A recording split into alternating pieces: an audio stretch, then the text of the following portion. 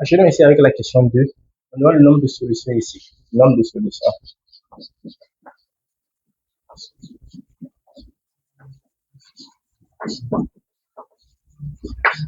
F de x égale à m.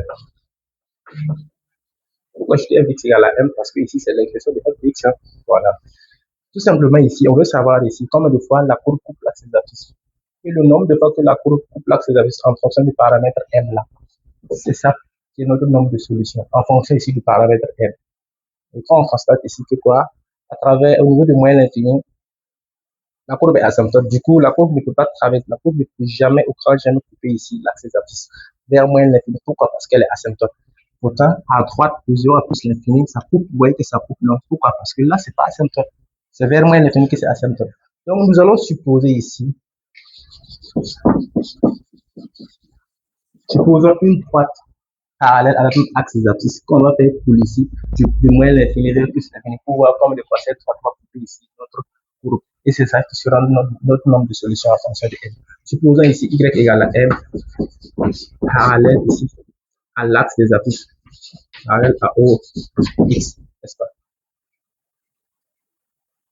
Parallèle à O, x. Donc, pour m éléments de l'intervalle moins l'infini à moins 1, commençons avec moins 1 d'abord. Pourquoi moins 1? Parce que la courbe a un moins ici comme minimum sur son ensemble de définitions. Voici moins 1 qui est là. Donc, supposons une droite parallèle à l'axe des abscisses, qu'on va faire couler ici, du vers le haut, pour voir combien de fois la courbe, en fonction du paramètre m, combien de fois cette droite va couper l'axe ici, va couper ici notre courbe, pardon. Donc, ici, pour m élément de moins l'infini à moins 1, donc moins l'infini à moins 1, donc m serait quelque part là, m. Donc, si on trace cette droite par rapport à celle-là, une droite, comment? Une droite parallèle du moins, hein, parallèle à celle-là, on voit que ça ne coupe pas ici notre courbe. Donc, on n'a pas de solution pour m. L'élément de moins l'infini, pas de solution là. On a zéro solution, on n'a pas de solution. On n'a pas de solution.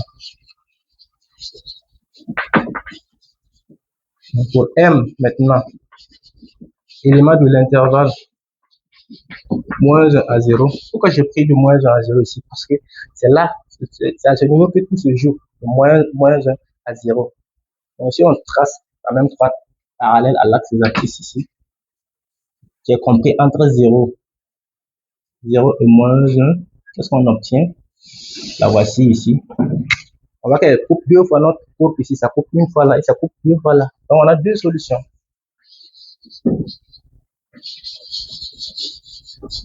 On a deux solutions. Pour m maintenant, l'élément de l'intervalle 0 ouvert à plus l'infini. On est où? Après le jeu de faire 0 à plus l'infini, m serait quelque part là. Donc, si on trace cette droite ici, toujours parallèle à l'axe de l'abscisse, puisque c'est elle la référence en fait. Alors que ça coupe une seule fois ici, la courbe, n'est-ce pas? Donc, on a une seule solution. On a une solution. Et ça en est fini avec la deuxième question. Puisque après, c'est la même chose, hein, plus l'infini, ça va couper qu'une seule fois.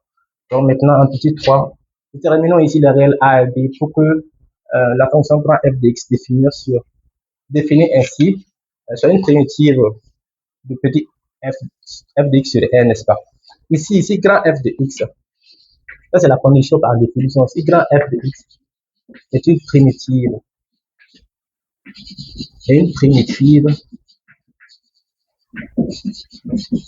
petit f de x sur r, alors grand f de x prime égale à petit f de x. On va dériver ici, faire une identification. On va dériver grand f de x, faire une identification ici avec l'expression de petit f. Donc grand f de x est égal à ax plus b exponentielle x prime. Ça va donner quoi? Ici c'est a fois b. Donc a prime ici, ça va nous donner quoi? Ça va nous donner a tout simplement parce que b ici c'est une constante. Je vais l'écrire, hein, donc ax plus b prime exponentielle x plus ax plus b exponentielle plus à son tour prime.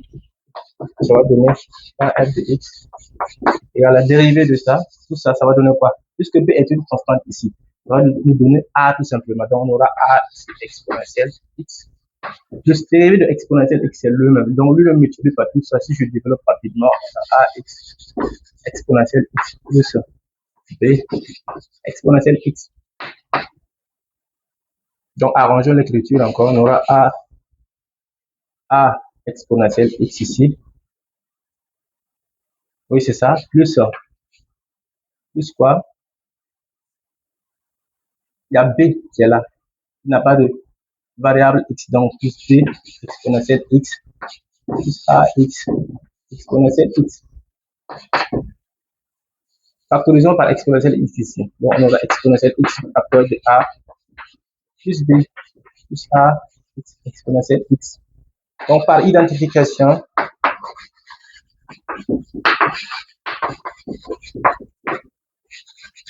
avec f de x, on a, par identification avec f de x, on a ici, je vais effacer en haut pour continuer.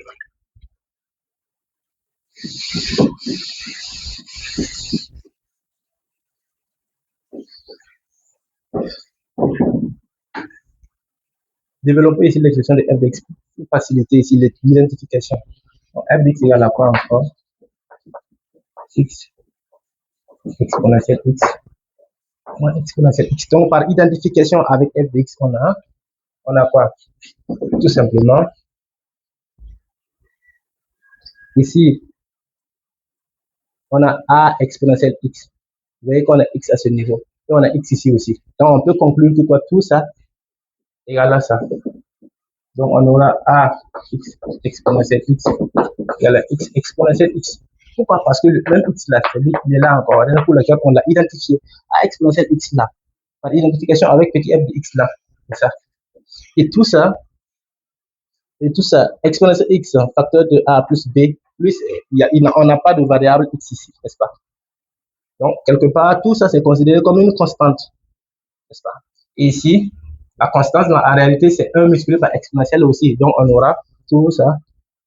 D'autant plus qu'on a exponentielle, on n'a pas d'autre x encore. Donc, on peut écrire que exponentielle x, facteur de a plus b égale à moins exponentielle x.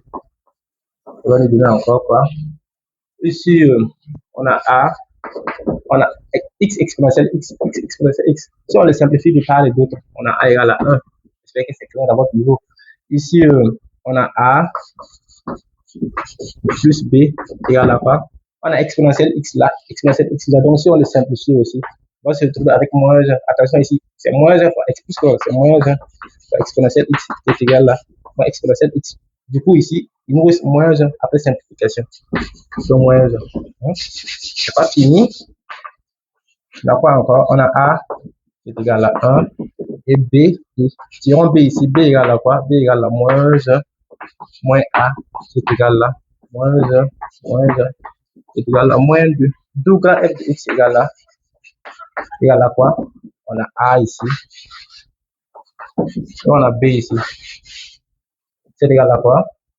Voici son expression. Il est où? L'expression, bon, elle est là, l'expression. Donc, on aura a égale à 1. Donc, on aura x tout simplement. B, ça fait moins 2. Donc, moins 2. Voici l'expression de grand f de x.